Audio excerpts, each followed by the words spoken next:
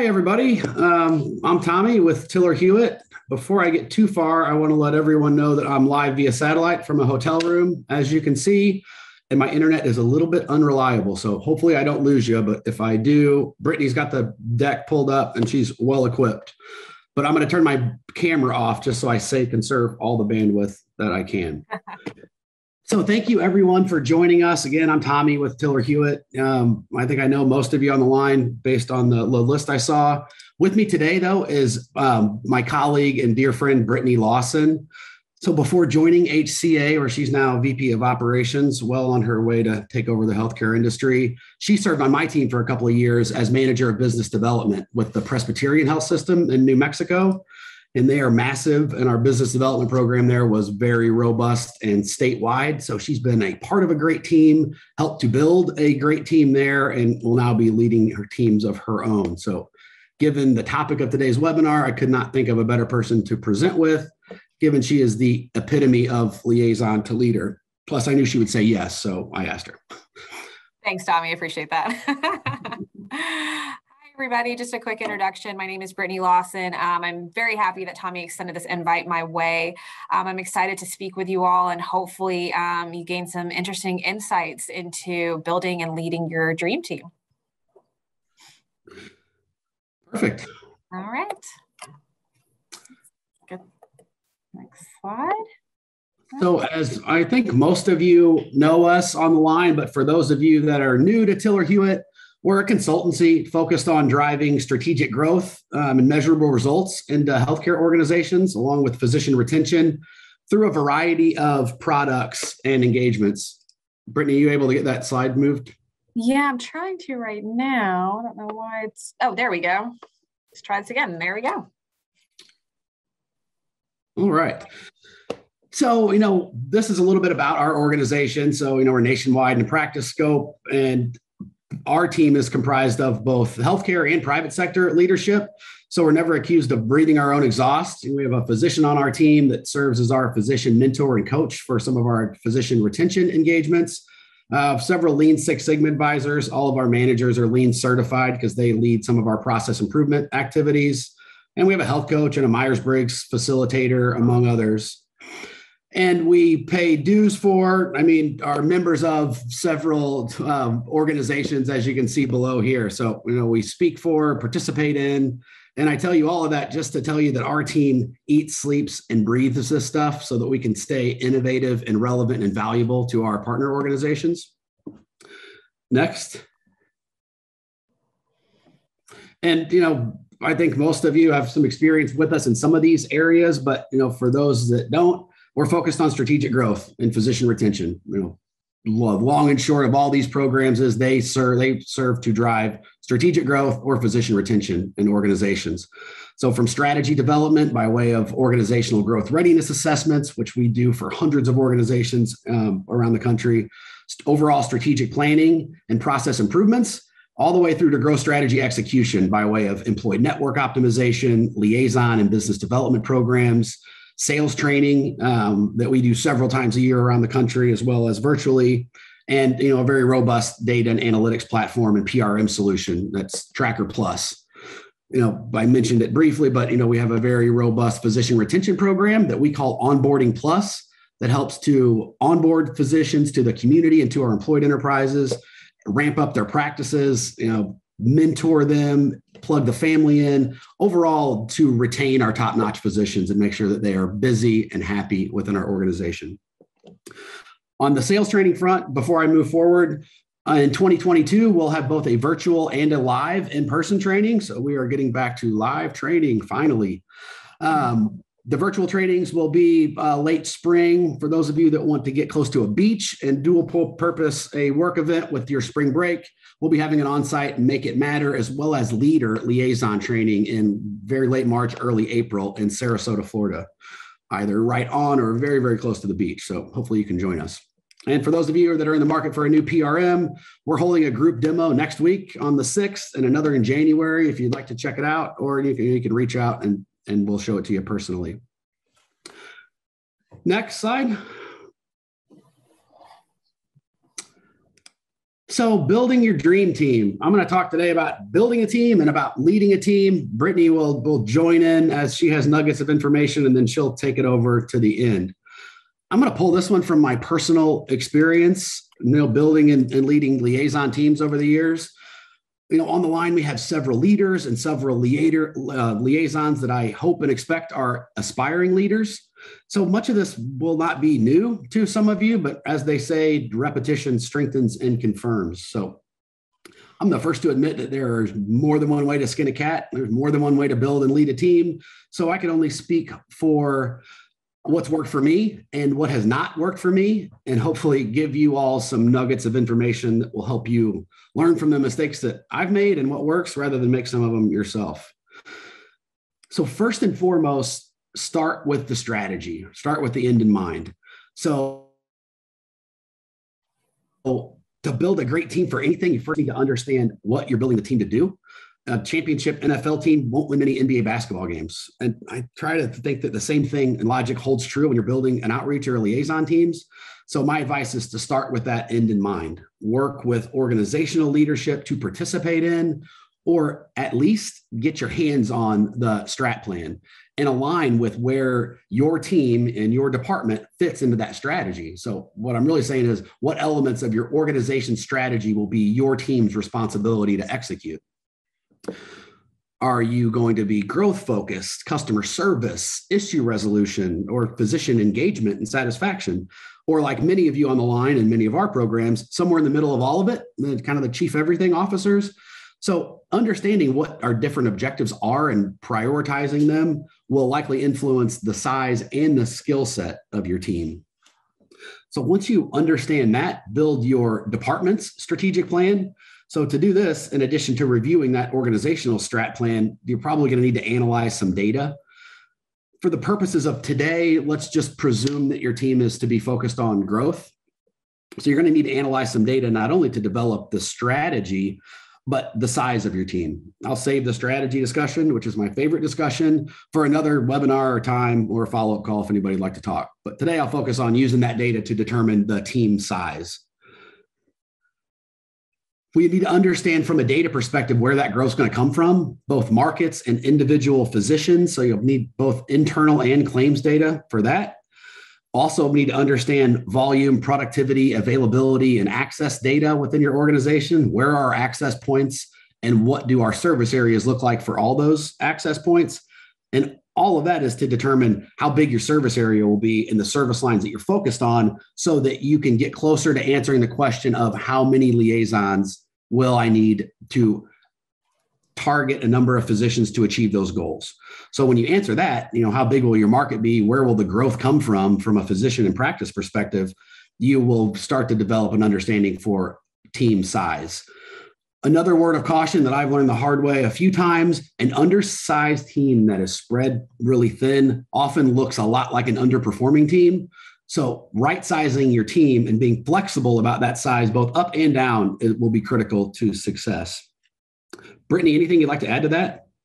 Yeah, I think that's a fantastic point, Tommy, that oftentimes if your team is not the right size, it can look like different effects, right? And being flexible in what that looks like, especially if you know that you've got multiple strategic goals that you are going to be driving, multiple growth initiatives. So I think it's really important to understand not only the right people that are, or the right size of your team, but also consistently reassessing so that you can be ahead of either adding to or maybe shifting who you do have to certain areas. All right. So, at Tiller-Hewitt, we consider best practice to be calling on a targeted practice or clinic no less frequently than once a month. So using that logic, along with the assumption that any good liaison can call on 30 or 40 providers a week, face-to-face, strategic conversations, you come up with somewhere around 150 providers per liaison. Now, those numbers change based on geography and practice concentration. Out in New Mexico, those numbers are a little lower than if you're in New York City and 150 providers are in one building, versus in New Mexico where you might be across the entire state, or in Louisiana where I'm at, where you might be across the whole state to come up with some of those numbers. But this will at least give you a good idea. So if you have 600 physicians that we think are going to be critical to the growth or the execution of whatever our strategy is, you're probably going to need 3 to 4 liaisons to give each physician in practice the level of service needed to build what we call the trusted advisor relationship. And that is, you're welcomed into the practice. They call you before they make decisions that affect your organization and how they work with you. And to do that, it really takes some time to build those relationships. So on to candidate selection. First and foremost, this is the critical number one most success factor to building a winning team. So as best you can, try to get it right the first time. It is really hard to remedy if you bring someone in that you have to cut. Oftentimes they have infected the culture of your team before you're able to cut them out. And this is another lesson I've learned the hard way a few times. How to evaluate whether someone will be a good fit, for me is more of an art than a science, because if you've seen one, you've seen one. From seasoned sales execs to clinicians, nurses, PTAs, to even executive assistants. Some of my favorite liaisons were former EAs to CEOs, to, people that are fresh out of business school, or if you're very, very lucky, people that are fresh out of an MHA program. I try to keep in mind that this job itself, as we're talking about it being a liaison specifically, is less about experience as it is about intelligence. So finding someone with the right aptitude, work ethic, and attitude can learn and connect the dots. So for me, as long as the candidate isn't afraid of the word sales or the rejection and work that come with it, experience isn't my first priority when selecting a candidate. And given that we have a robust sales training program and fantastic sales trainers, maybe my expectation or necessity of sales training might be different than yours. You might want someone that's a little further along in that arena. So another note, whenever possible, I always give preference to internal candidates and those that have connections with people that I trust or know within an organization or a market. Internal candidates almost always win. You can check their references. You can contact people that work with them. They are a proven commodity. They're already part of the culture. You can get a pulse for their work ethic and their attitude. And very rarely has an internal candidate not worked out to be a success for the team. Brittany, anything you'd like to add there?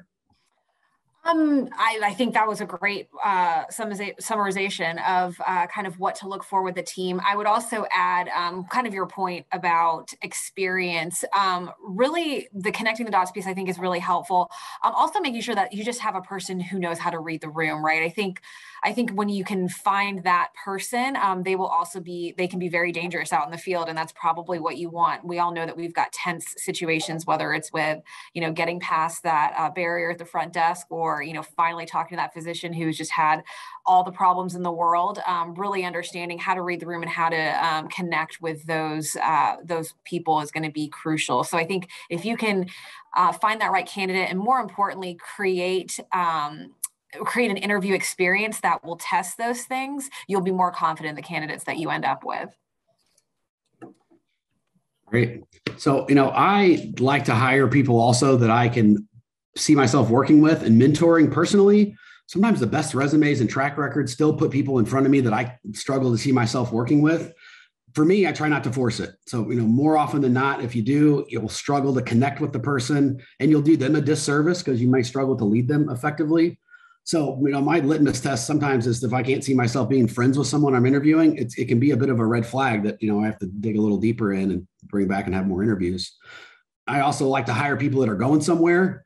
My favorite liaison, people that are going somewhere if they want to go somewhere else. I've had several liaisons that love being a liaison, and that's fantastic also. But my favorite liaison candidate is someone that wants to be a CEO one day or wants to be in leadership and can convince me that it's possible. It's a long way of saying hire A's. Make sure that, you have, in my opinion, it's much better to have a shooting star for a few years like Brittany than a B teamer forever. So for me, it's easy to try to do this because it ends up being a circle of great things. I have the privilege of working with and mentoring future leaders. Then those leaders become clients and friends and colleagues down the road. So for some of you, it might be a little more daunting to hire someone that you think is fantastic and might be able to do your job. But trust me, it will pay off in spades if you make that decision. Brittany, anything else you want to add there? No, I thought that was great. All right. So next, leading your dream team. First I selected plan the work and work the plan. So we have this on our office door. I heard this from a friend of mine that is not in our industry at all, a very, very long time ago. And for some reason, it stuck to me, and I say it, and I try to think about it on a very regular basis. So first we have to plan the work, plan the mission, and then work that plan.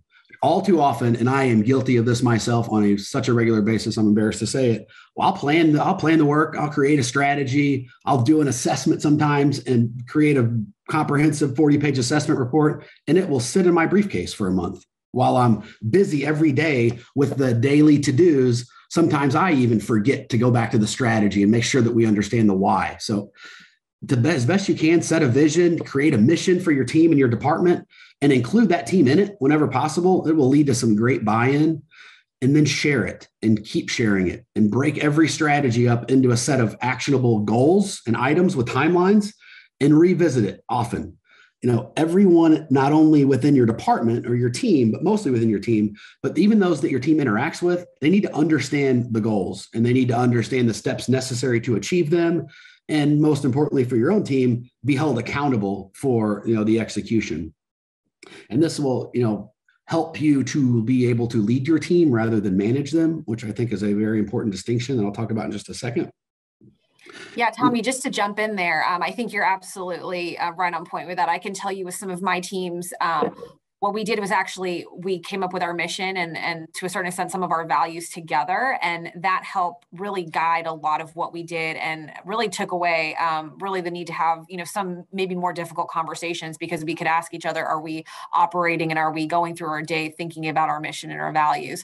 So I encourage folks, like, if you're going to do that, and I think that you should absolutely have it posted. I know we're working remotely now, but keep it someplace highly visible, like your vision, what the goals are, even if it's from a quarterly aspect, but have those things in a highly visible place. So, you're just, inconsequently looking at it, even when you, when you may not be actually having a direct conversation about it, but keeping it highly visible will definitely help you moving forward and keep you on track and keep you accountable. I think that's great. On to team building. This is one of my favorite parts of leading a team. But when the team is built, spend the time to build the team. Everyone has got to click and connect.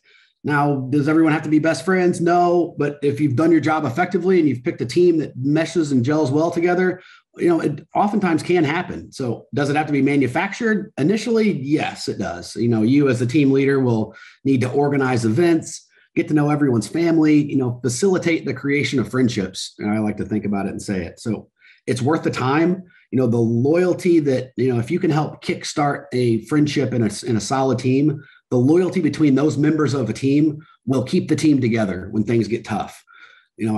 Brittany can attest to this, but, as things get difficult and leadership turns over, things change so often in our business, in our industry, that we have to have a team that is loyal enough to one another that they'll ride out a storm because they don't want to leave their team members hanging. Absolutely. I think that that's really proven true. I'm sure a lot of you can attest to this with COVID and things of that nature. And I know that this is also really difficult when, especially we're in the beginning of COVID and maybe to a certain extent now, depending on where you all are. But I would encourage you that team building is also not something to do just when you've got new teammates or new team, just new adds to your team. I think it's also important that now that we are coming out of this, well, hopefully coming out of this more digital piece, or maybe we're needing to reassess what team building looks like digitally, to still leverage that. This is an opportunity, I think, to create those consistent touch points with your team, even now, whether that's a new team or an existing team, but continue to push that, because I know that sometimes we can get caught up, and if it's not a new person, we're not actively doing some team building activities. So I would really make sure you leverage those times, especially now, those experiences. Absolutely. And find your team's strengths, on to role designation. Find your team's strengths and leverage them for the good of the mission. If you have, and even goes back a bit to team building, if you found someone and you've already hired somebody on your team that absolutely loves data, maybe the next candidate that is also a previous data analyst isn't the best fit because you already have someone that loves data. But if we have people that love data and some that love strategy and some that love organizing events, for those of you that get to a team size where we can have leaders in every particular facet of what we do, try to let everyone take a lead role in what they love and what they're good at. not suggesting that we excuse weaknesses, but rather leverage strengths. If someone loves data, but strategy is a struggle for them, or vice versa, let them at least spend a good bit of their time doing what they love and what they're good at. Because at the end of the day, every player on a team has to play their position and what they're best at. The best point guard doesn't make the best center, and vice versa. I apologize for all the sports references, but we want to make sure that people are doing what they're great at and what they're passionate about, because the sum of your team's parts will be ultimately how the team is measured. Brittany? I thought that was great. Right. I love it. So on to leadership, I'm about to say the most non-millennial thing you've ever heard anybody say. I like workhorses. I think work-life balance is a dirty word sometimes, especially somebody jumping into a new job and a new role, and when you're trying to build a department and a team. As that said, as anyone that knows me can attest, I am all about having fun, and I also love to take time off, but the mission has to be accomplished. So I prefer a work-life balance that's more like earn the life by doing the work. And I try to lead from the front when it comes to that, and not only working hard, but working smart. So speaking of leading from the front, try not to ask your people to do something that they haven't already seen you do. So if you expect 40 encounters a week, get in the car with them and make 50 visits. So, when I have a new liaison in the field, I play a game with myself when I'm with the new liaison to try to break my own record. So it'll be much easier for you to hold your team accountable for call goals and success and metrics if they've watched you hit them.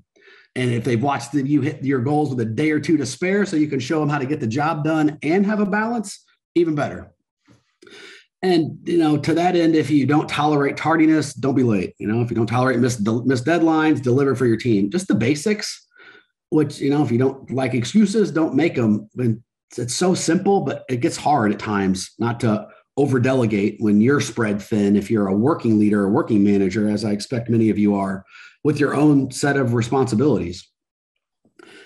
Also, kind of management versus leadership.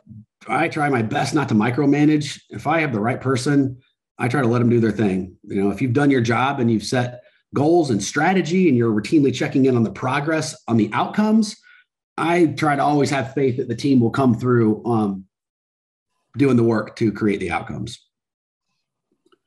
Yeah, just to jump in right there, Tommy, I think that's really clear. I think one thing that I can say as both a liaison and as a manager of liaisons is that, making sure that those goals are clear and that the expectations are clear, not only as you're in the beginning and, you've got a new teammate, but also just routinely checking in to make sure that we're all on the same page is incredibly important. Understanding kind of what they feel like their capabilities are and where the expectations are, and that those things are constantly in alignment.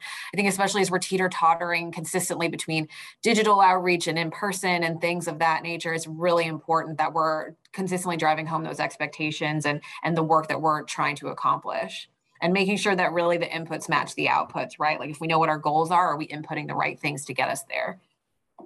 Absolutely. From the leadership perspective, loyalty is currency in my book. So, loyalty above everything when we get going on a team. So when my team is my team, and I'll fight for them always. And in return, expect the same. So nothing, I don't find, builds a team faster and loyalty from your team than being a great mentor and being loyal to their personal growth. So to the extent that you can have, personal development meetings with them individually, just as you set the vision, strategy, and goals for your team, you owe that to each of your team members to do the very same thing for their personal goals. So, as an accidental perfect segue appeared when I was preparing for today, if someone wants to go on to be the CEO or get on leadership track, like Brittany Lawson or Brittany's counterpart at Presbyterian, who's doing the same thing in another organization, help them get there. I only ask for a 2-year commitment from my team members, and in exchange, try to work to get them ready for that next step. So they'll do the best possible job they can for this step if you are helping them get on to the next step.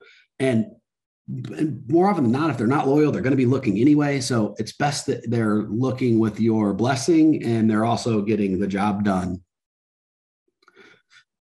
That was a great segue. So I will jump in. Tommy kind of alluded to this. We worked together at Presbyterian, New Mexico for a while, and Tommy was absolutely a great mentor and leader.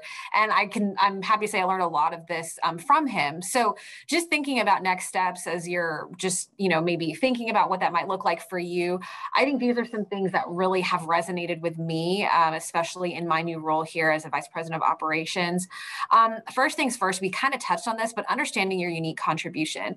I think we can understand where we fit into an organization. I think sometimes we can even understand kind of where we fit in our own department, at least we should, or our own, group.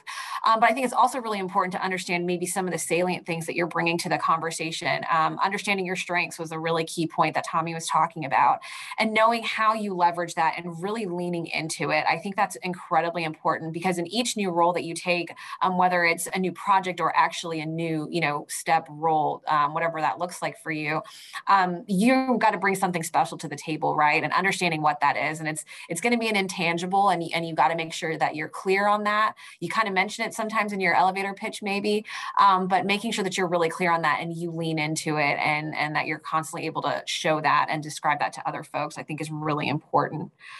One thing that I learned very early on, and I think it's been very, very helpful for me in my career, is being vocal about your goals. I think as someone who has either had to do a performance review or has been on the receiving end of that, sometimes that's the only time that we talk about what our goals are, like our personal goals or our career goals.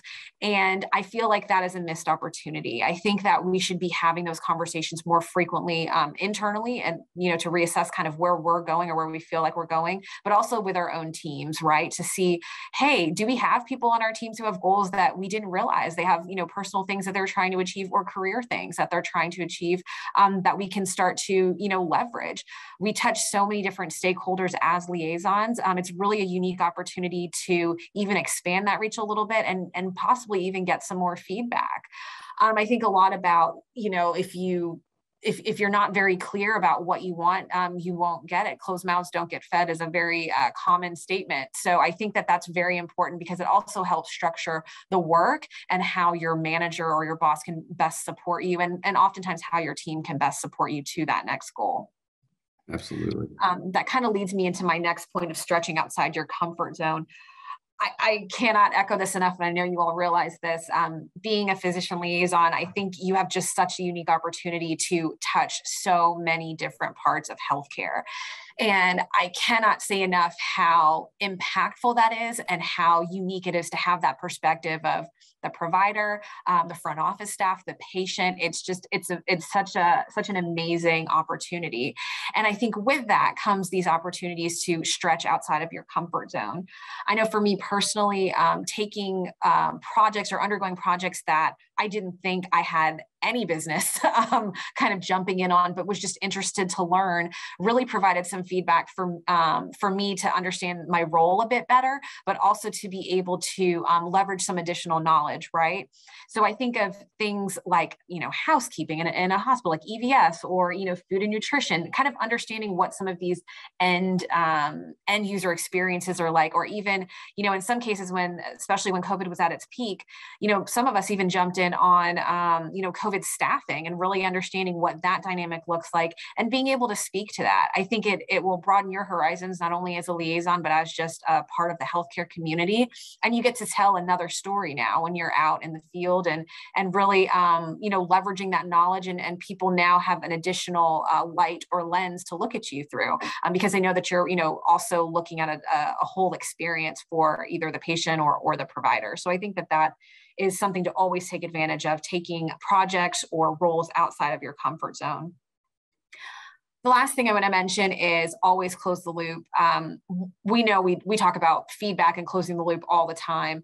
One thing that I think is might be overlooked is also making sure you're creating that touch point even when you don't know the answer, or when you're still looking for the answer. It's tough following up when you don't have it, but ultimately, it's these small steps that are going to bring you into light as being someone who's reliable, someone who, will have those more difficult conversations even when you don't have the answer. And I think that that's always important, regardless of where you are or what you're doing. Your team can really benefit from that. And and that level of transparency. So I think always closing the loop is definitely a theme to remember throughout your career. I think for those of you that are aspiring leaders, currently liaisons, closing the loop on things are what gets you noticed from leadership. You know, in an industry where there's an absence of closing the loop many times, you know, the slow no, if you've ever heard that. If you are someone that communicates well, closes the loop, resolves issues, et cetera, that gets noticed very, very quickly. Absolutely. Absolutely. Okay, so these are my 3 key takeaways. So first and foremost, consistency. And I think you can kind of see the themes of that when it comes to feedback and closing the loop and things of that nature. Also thinking of consistency from a standpoint of the small tasks, the everyday things that you're doing to build a foundation, to build your reputation, to build your rapport with other folks. It's incredibly important. Even just thinking about, ultimately we want to improve, provider experience, patient experience, all of those things.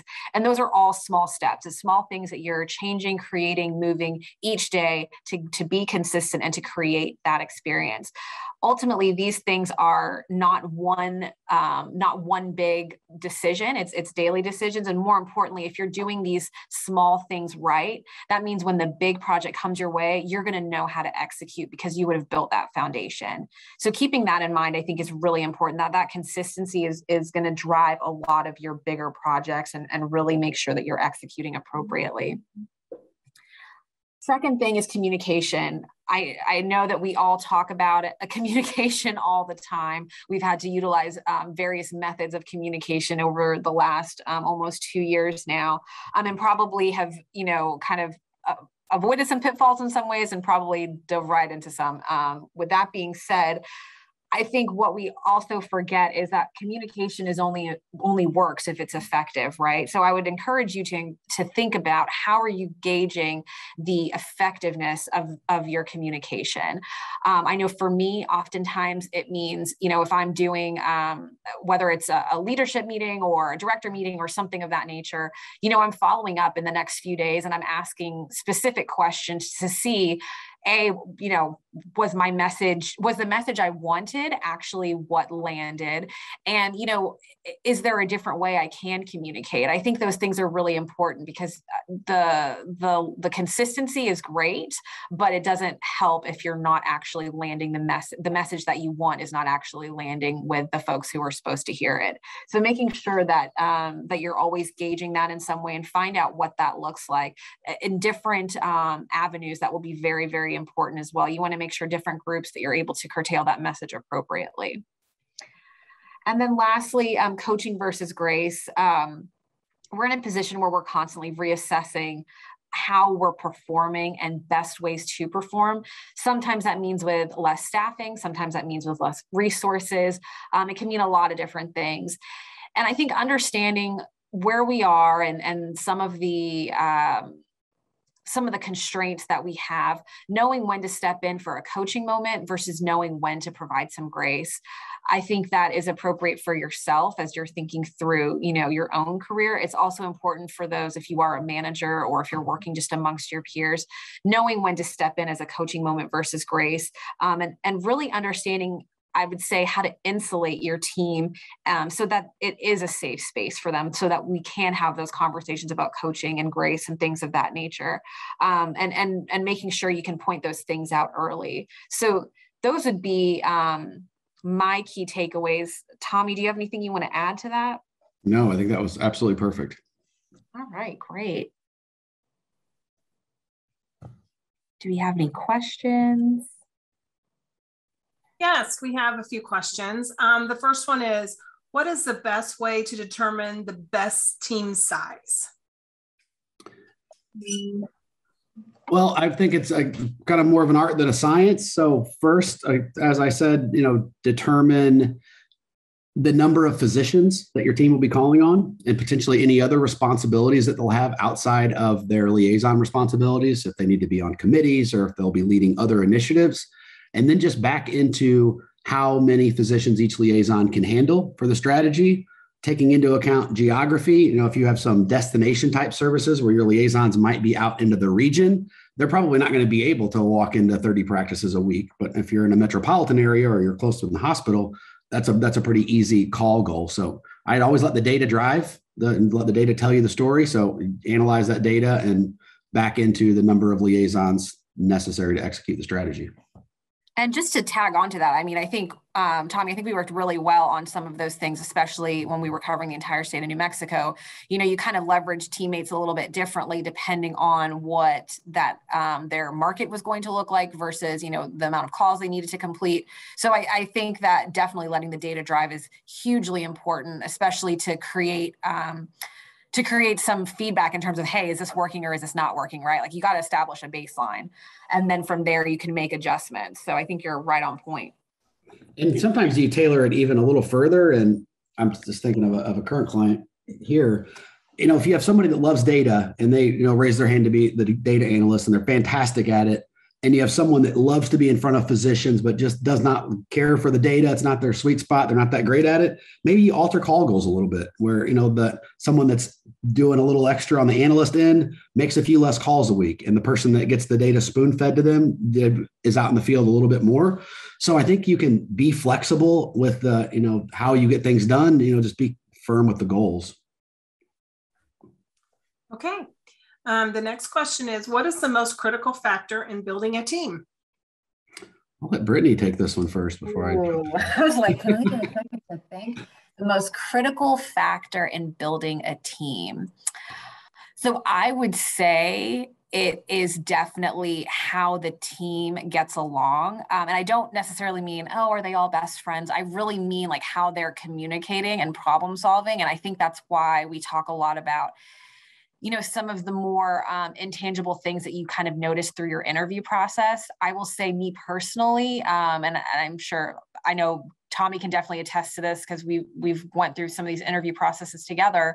I think it's really important to have a very, very robust interview process. I think you need to have multiple people involved. I think you need to get some real, like, kind of throw them into the fire, see what happens type situation to really be able to see, are they going to fit well with the team? So that's what I am always looking for. And I think that can be detrimental if you're not careful to assess for fit. I think that can really just derail a team from the beginning very, very quickly. Because it's easy to rally people around new goals. It's easy to, you know, kind of inspire some, you know, excitement. But if you don't have the right fit, that can very quickly become a poisonous apple. We'll put it that way. Yeah, absolutely. So, you know, just to that end, my number one most critical success factor are the people. So finding the right people to be in the right seats in the bus are more important than all the data and strategy combined. It's the people that make it happen. Okay, one final question. What is the best way to ensure I don't make a bad hire? You know, I think we've kind of covered it in the last two, you know, a robust interview process. To the extent that you can, look for internal candidates or those that are known commodities by at least someone that you trust within a market.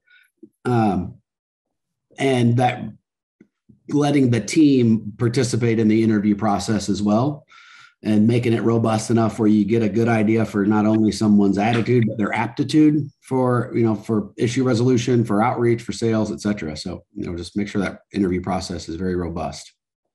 Agreed. I would add one cautionary tale to the internal person. And you knew this was coming, Tommy, I'm sure. I would say that still put them through the process. Definitely find, you know, feedback from people that you trust, but don't go easy on them in the interview process either. Make sure that you are treating your internal and external candidates equally during that process to see kind of what bubbles up. I think that's always very, very important. And when I say robust, I mean, we had like a full day for our interview for candidates, whether they were managers or just liaisons in the field. We were very adamant about what that interview process looked like. Okay. That's the end of the questions. Thank you there's one more, sorry. What are your most insightful questions to ask prospective candidates in the liaison role? Good question. I have a lot of them. So, you know, it depends whether we're talking phone screen or interview, but, you know, many of my questions are geared around how they handle conflict. So tell me about a time where a customer or coworker was upset with you and how did you handle it? Tell me about, times where, your workday ended before you were done with all your work.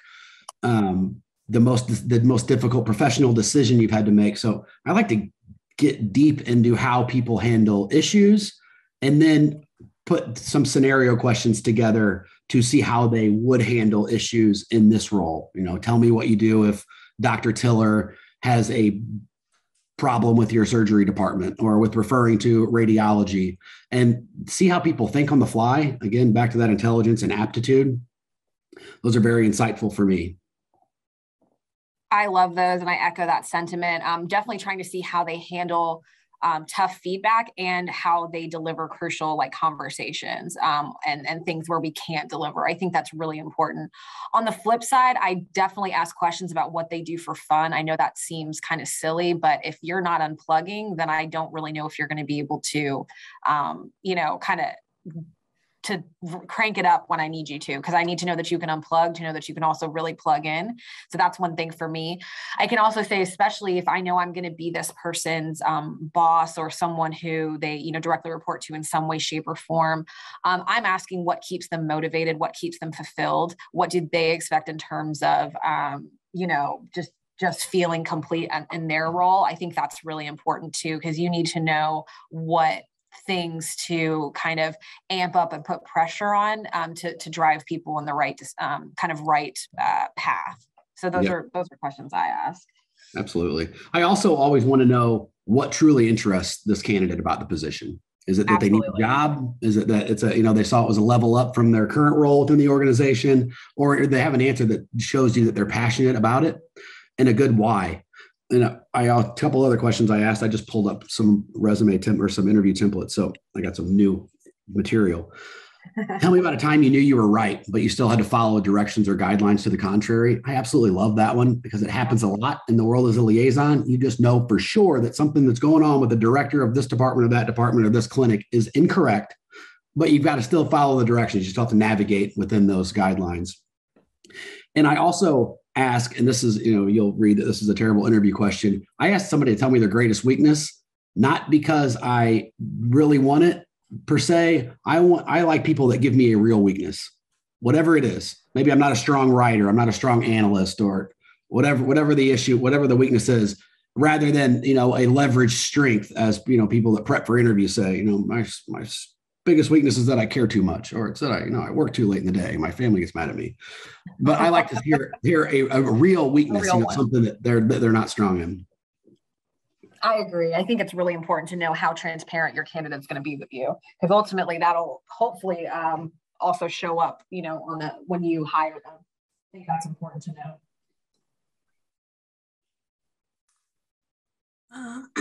We have one more here, Zach. Yeah. Hey, Zach, how are you, man? Let's see. Internal promotion from liaison to leader can sometimes be a challenging dynamic to navigate. What advice could you share for someone being promoted internally to be the most successful managing the team, as in going from a peer to then leading those same colleagues? That's a great question. That's a great question, and you've got someone who did it.